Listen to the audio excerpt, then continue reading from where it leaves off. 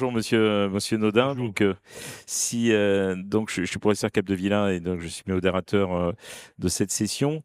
Donc si je dois vous présenter, j'espère que je ne dis pas de bêtises.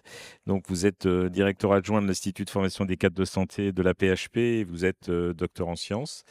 Vous travaillez à l'université Paris-Sorbonne Nord et vous êtes, coordonnateur du pôle de la recherche paramédicale en pédagogie, du CFDC. Et donc, on est en plein dans vos thématiques. Et donc, vous allez nous parler ce matin du travail de nuit et des horaires dépassés. Quelles conséquences pour les soignants? Je vous remercie beaucoup. Merci beaucoup. Oui, je me suis intéressé à ces sujets-là lors d'une thèse de science qui concernait les fonctions exécutives, particulièrement chez les patients atteints de diabète de type 1. Finalement, je me suis ensuite intéressé à la charge mentale et puis à la charge cognitive et ces questions-là m'intéressent grandement. Je vais vous présenter en fait les conséquences de ce travail de nuit, notamment sur les mécanismes de la fatigue cognitive et puis leur implication. Alors, pour commencer, on va planter tout de suite le contexte. Le contexte, il est assez récent, même si cette question est travaillée depuis de nombreuses années, on le verra à travers de multiples études. L'enquête de l'European Board of Anesthesiology nous indique que en 2024, 87% des anesthésistes européens rapportent des épisodes de fatigue significatifs. Il faut prendre ces chiffres avec quand même de la prudence parce que l'enquête concernait que à peu près 1700 personnes, un peu moins de 1700 personnes, mais quand même, 45% considèrent que la fatigue affecte régulièrement leur performance et donc on considère que c'est un enjeu majeur, évidemment pour la sécurité des patients et puis les implications médico-légales qu'on pourra avoir. Pour continuer, donc dans l'objectif de ce topo, c'est de comprendre les mécanismes neurophysiologiques de la fatigue et puis évaluer ces risques médicaux législatifs, légaux associés, et puis développer éventuellement, on verra des stratégies qui existent. Alors, tout de suite, on va poser l'idée que la fatigue, c'est une triade. Et cette fatigue, en fait, c'est à la fois des composantes homéostasiques avec une accumulation de la dette de sommeil, qui est cumulative d'ailleurs. Les données en fait de la science montrent bien ça, avec une diminution des réserves de l'attention, et puis une augmentation du coût énergétique cognitif pour prendre des décisions. À savoir que quand on est fatigué, évidemment, ça vous l'avez tous expérimenté, bien notre capacité décisionnelle est largement altérée. La composante circadienne, elle est liée au désalignement des rythmes biologiques avec des perturbations de neurotransmetteurs qui vient amplifier cette altération de la vigilance. Et puis, il y a des phénomènes de neuromodulation, notamment des variations de la dopamine, des perturbations glutaminergiques. Et puis, ces variations-là entraînent une diminution de l'activité du cortex préfrontal qui héberge des fonctions qui sont essentielles. J'en ai un petit peu parlé tout à l'heure, les fonctions exécutives, notamment ces fonctions qui nous permettent d'inhiber nos émotions, qui permettent d'inhiber les distractions pour pouvoir être concentrés, qui permettent d'inhiber également des choix qui sont moins performants. Et puis, ces fonctions exécutives aussi sont liées à la planification de tâches. Et donc, on voit bien que cette altération de la neuromodulation va possiblement aussi altérer la priorisation qu'on a dans nos décisions. Et puis, par ailleurs, la mémoire de travail, qui est une composante essentielle des fonctions exécutives, sera également altérée. Et on voit bien en fait que cette triade joue de façon circulaire et chacune des composantes vient augmenter l'altération de ces fonctions. Alors rapidement, puisque j'en ai parlé là, il y a quand même un effet, un effet sur la santé avec des conséquences, à la fois des conséquences sur la santé avec des risques de diabète de type 2, des troubles dépressifs et anxieux, et puis des troubles de cancer. Pour les conséquences qui sont liées au travail, on a des conséquences qui sont liées à des erreurs médicamenteuses et des omissions, des risques d'accidents post-garde, ça c'est très bien montré, et puis des erreurs qui sont liées à l'altération de la coordination et du jugement, notamment surtout en fin de nuit. Il y a un impact qui est aggravé par des facteurs organisationnels, notamment la perturbation de la transmission, des dégradations de la qualité de soins et puis une exposition forcément accrue aux événements indésirables. Rapidement, le cadre légal, en fait, on a une directive européenne que je présente ici et puis, une définition du travail de nuit. Ce travail de nuit est défini par une période de, au-delà de 5 heures, après minuit, et donc, on a ce cadrage-là, mais effectivement, en fait, quand on cumule, plusieurs gardes dans la semaine, on est aussi dans le cadrage du travail de nuit. J'avance sur, assez vite sur des facteurs qui sont des facteurs organisationnels aggravants que vous connaissez, la surcharge informationnelle, les dossiers électroniques, les alarmes, les interruptions fréquentes, j'en parlais hier dans la session IAD, la pression temporelle, avec, le fait que nous devons enchaîner, des urgences, la complexité technologique croissante et puis quand on regarde aussi ces facteurs organisationnels, on peut prendre en compte aussi, le fait que la nature elle-même de l'activité de nuit n'est pas la même que l'activité de jour, puisque elle est réservée aux urgences et par conséquent, cette nature de l'activité va induire, aussi du stress qui va également, augmenter, et influer sur la fatigue, de nuit. Il existe aussi des facteurs interpersonnels. La littérature nous montre, que, il y a évidemment pas de porosité entre la sphère privée et la sphère, professionnelle et que, toutes les, difficultés personnelles, on les emmène au boulot et c'est très difficile, notamment en fait quand ces problèmes sont importants, de pouvoir, se dégager de cela et évidemment ça va impacter sur la qualité du travail de nuit. Il y a aussi alors la littérature est assez peu disserte là-dessus, mais sur la charge mentale, par contre, on sait bien, que la charge mentale des femmes est bien supérieure encore à la charge mentale des hommes, notamment pour des choses qui sont liées au fait que, les garçons sont encore, de nos jours, alors que nous sommes en 2025, pas toujours, très impliqués, dans les charges domestiques et dans les charges familiales notamment, s'occuper des devoirs des enfants, par exemple. Et donc, cette littérature émerge dans la partie charge mentale, mais n'émerge pas dans la revue de la littérature que j'ai faite sur le travail de nuit.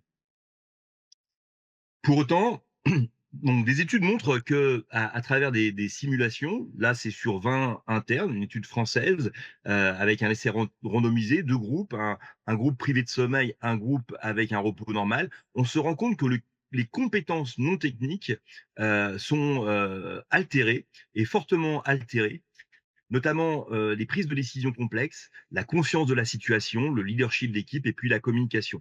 Ce qui n'est absolument pas altéré ou assez peu, altéré, ce sont toute la partie de gestes automatisés, des procédures qui sont standardisées, les habiletés motrices et puis les techniques de base et heureusement, en fait, cette partie-là ne reste encore efficiente. Mais on voit bien quand même que dans les prises de décision complexes, la fatigue, va jouer, vraiment de façon significative. Alors, dans les altérations cognitives, quand on regarde la littérature, ça conduit à quoi? À des rigidités décisionnelles. Une des fonctions exécutives, concerne la flexibilité mentale, la capacité finalement de passer d'une solution à une autre, d'une décision à une autre. Eh bien, dans ces cas-là de fatigue, mentale, cognitive, on a, des effets de tunnelisation qu'on connaît bien en anesthésie avec des erreurs de, persévération. On va conserver finalement le choix premier sans évoquer des choix alternatifs. Il y a aussi une amplification de tous les autres biais, hein, avec notamment le recours excessif à des réponses automatisées, nos habitudes, nos routines, qui peuvent évidemment bien fonctionner quand ces routines sont bien entraînées et qu'elles sont sélectionnées à bon escient, mais qui peuvent être aussi finalement sélectionnées dans des mauvaises situations et donc nous amener à prendre des décisions qui sont moins bonnes. Évidemment, il y a des absences, un déficit attentionnel et puis une baisse de la vigilance. Quand on regarde les études sur l'épidémie de ce phénomène, 91 des répondants ont déclaré avoir ressenti de la fatigue au travail. On a vu tout à l'heure que ça conforte les études européennes de 2024. Ce qui m'intéresse, moi, ici, c'est que quand même 72 des anesthésistes déclarent un impact négatif, modéré ou significatif sur la vie sociale et familiale. Alors, le modéré ou significatif dans l'article en question est pas très clair, mais on voit bien quand même que, la fatigue va aussi induire, des problèmes familiaux et sociaux et là, c'est un effet, pernicieux, vicieux, un cercle vicieux puisque, finalement, on a vu tout à l'heure que aussi la vie familiale vient, s'introduire dans la vie professionnelle et par conséquent, c'est complexe, ces sujets-là. Évidemment, un point intéressant, c'est que 78 de sur cette époque, hein, en 2019, déclaraient travailler en dehors des horaires contractuels, avec, une moyenne, déclarée de 6,2 supplémentaires par semaine et ils déclaraient également 56 de fatigue chronique avec une intention de quitter la spécialité et ça, c'est assez inquiétant. 23 de déclarations pour cette étude. L'étude de 2024 montre donc une prévalence, de 87 avec, un impact de performance de 45 affecté régulièrement et puis des facteurs qui sont, contributifs, notamment, plus de 4 gardes par mois, une charge de travail excessif. Entendu charge de travail qui n'est pas que clinique, hein, c'est les réunions que vous pouvez avoir, mais c'est aussi l'encadrement des juniors que vous devez faire et puis, le manque de récupération, qui est signalé dans cette étude.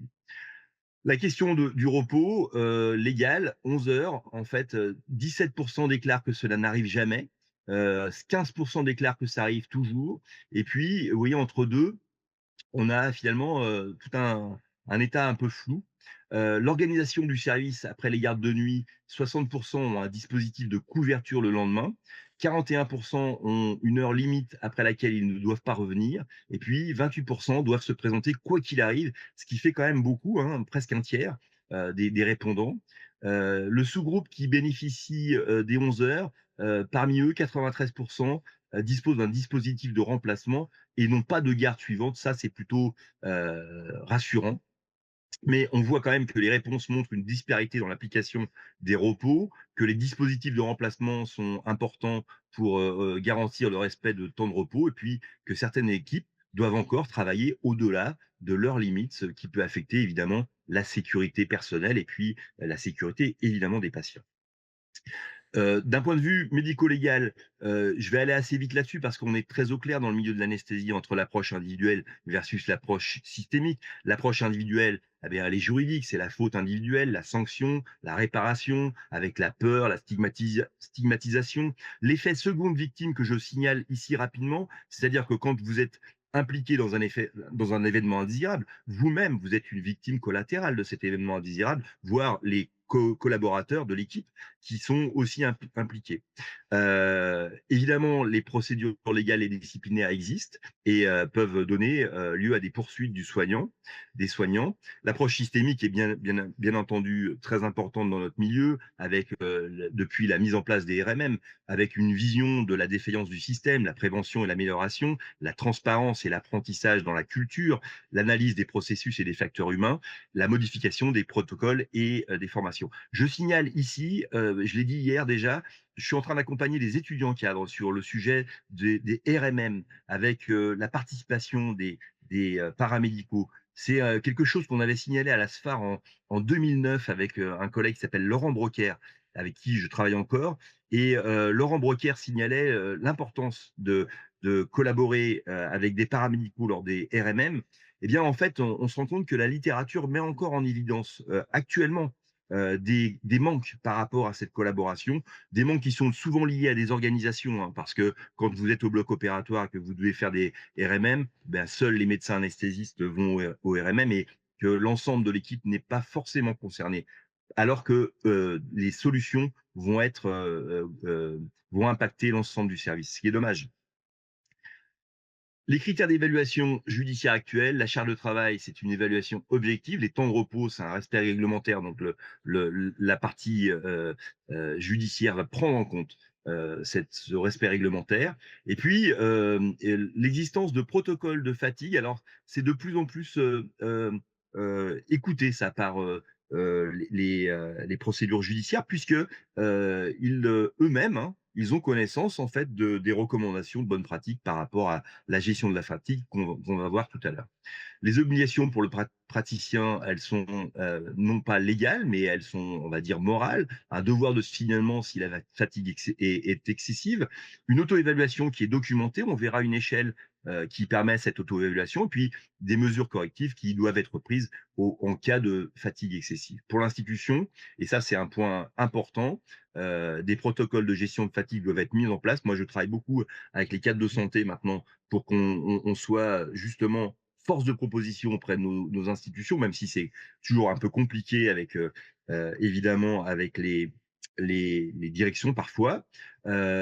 La formation du personnel encadrant, c'est ce que je disais, le système de surveillance et d'alerte via des échelles d'auto-évaluation, et puis une politique de remplacement claire, y compris notamment des imprévus. Quand le collègue ne vient pas, il faut avoir des systèmes de joker, je pense, parce que c'est des choses qui sont courantes et il faut plutôt anticiper que de devoir se gérer rapidement les choses. Je pense qu'il faut qu'on ait aussi un travail sur la charge mentale et qu'on ne documente pas suffisamment dans les recherches cette histoire de charge mentale ou de charge cognitive. Et puis, l'environnement de travail, on a vu que la qualité de vie au travail est essentielle et le travail sur les risques psychosociaux est aussi à la main de l'institution. Et donc, il faut absolument qu'on borne ces affaires-là, même si les progrès sont réels. Il reste encore quand même des risques psychosociaux dans nos services. Alors, les stratégies de prévention, on va parler finalement des stratégies qui sont des recommandations sur le temps de travail, la limitation des gardes inférieures à 16 heures, c'est une recommandation forte, des récupérations qui sont au minimum de 11 heures entre les gardes, euh, l'utilisation de blocs de 8 heures ou de 12 heures plutôt que de travailler sur des blocs qui sont des blocs à la fois la journée et j'enchaîne sur la garde de nuit et puis des rotations équitables sur les contraintes des gardes, avec évidemment un environnement de travail qui réduit au maximum des interruptions qui ne sont pas essentielles, une optimisation des interfaces technologiques, des espaces de repos qui sont adaptés, notamment avec des éclairages spécifiques. Je vous montre rapidement les différences entre les gardes classiques et puis le système de night float, avec voilà l'idée que dans le système night float, on est plutôt dans un bloc nocturne unique versus la garde classique, on fait 24 heures continues jour-nuit, et avec des systèmes évidemment de récupération pour la partie night float qui sont pas toujours ou qui n'étaient pas antérieurement respectés. J'avance sur les stratégies de prévention qui sont issues d'ailleurs de l'aéronautique, hein, avec l'idée que on peut travailler sur la fatigue avec des systèmes d'aide, des systèmes qui sont des systèmes d'alerte contextuelle intelligents, avec la réduction des fatigues liées aux alarmes, avec le fait aussi de pouvoir automatiser certaines tâches et puis, évidemment, un programme éducatif pour, chacun d'entre nous, avec la reconnaissance des signes de fatigue, des simulations, de fatigue, le travail sur les compétences non techniques. On sait maintenant depuis longtemps que le facteur humain est essentiel dans nos milieux, puisque les gens sont plutôt bien formés et que la part des erreurs revient essentiellement à ces compétences qui sont dites non techniques. J'attire juste votre attention, moi j'aime pas tellement le terme non technique, je parle plutôt de compétences psychosociales parce que dans les compétences non techniques, évidemment qu'il y a des techniques et que ces techniques doivent être connues et enseignées. Et puis, des conseils, notamment sur l'hygiène du sommeil. Il y a d'ailleurs un professeur bordelais très intéressant qui donne des tips très importants sur l'hygiène du sommeil. Alors, j'avance sur l'auto-évaluation. L'échelle de Karolinska est intéressante. C'est une échelle en fait, entre, je l'ai mis à la fin et je laisserai mon PowerPoint pour vous. C'est une échelle entre 1 et 9 et 7. C'est le signe d'alerte, mais c'est exactement ce qu'on connaît quand on conduit la voiture. Vous savez, quand on sent qu'on est en train de s'assoupir. Et au-delà de cette sensation d'assoupissement, il faut réagir et puis alerter, pouvoir finalement avoir un système de remplacement, ce qui n'est pas facile hein, d'un point de vue ressources humaines, c'est compliqué. La qualité du sommeil des dernières 24 heures, on peut avoir une auto-évaluation de cette qualité, notamment avec une anticipation de la charge de travail prévue en amont.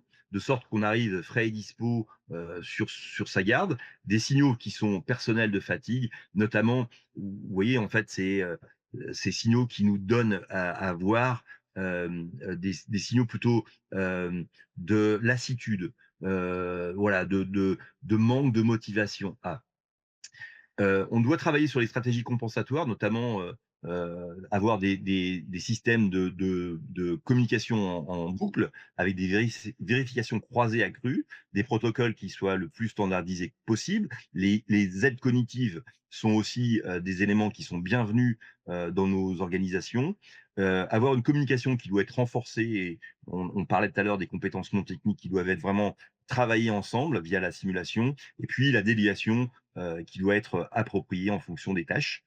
D'un point de vue institutionnel, il faut absolument que nos institutions travaillent sur les indicateurs de surveillance, notamment le taux d'événements indésirables par rapport à la fatigue, les heures supplémentaires moyennes, les signalements fatigue par rapport à des relevés mensuels, et puis tout ce qui concerne la qualité de vie au travail, la satisfaction personnelle, et évidemment prendre des mesures correctives avec des effectifs qui soient adaptés et puis, des mesures qui sont liées parfois simplement à des mesures technologiques, de l'assistance, de la formation et parfois aussi un support psychologique.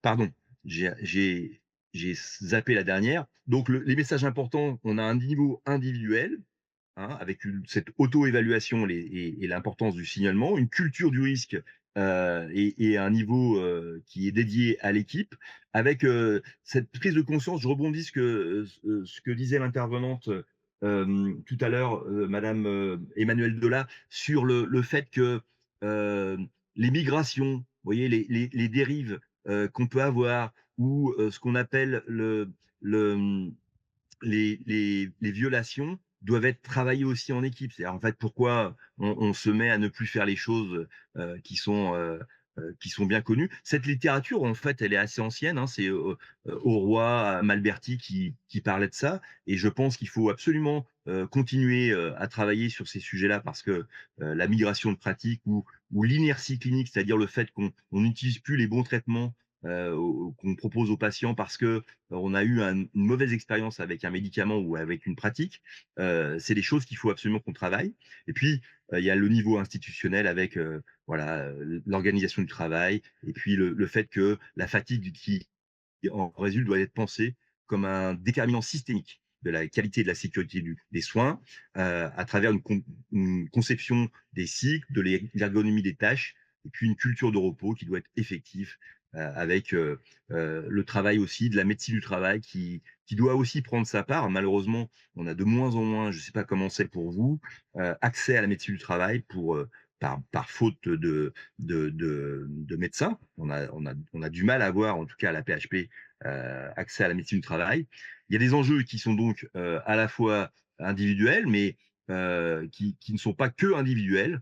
Et on voit bien que c'est un challenge qui est à la fois individuel et collectif. Merci pour votre attention.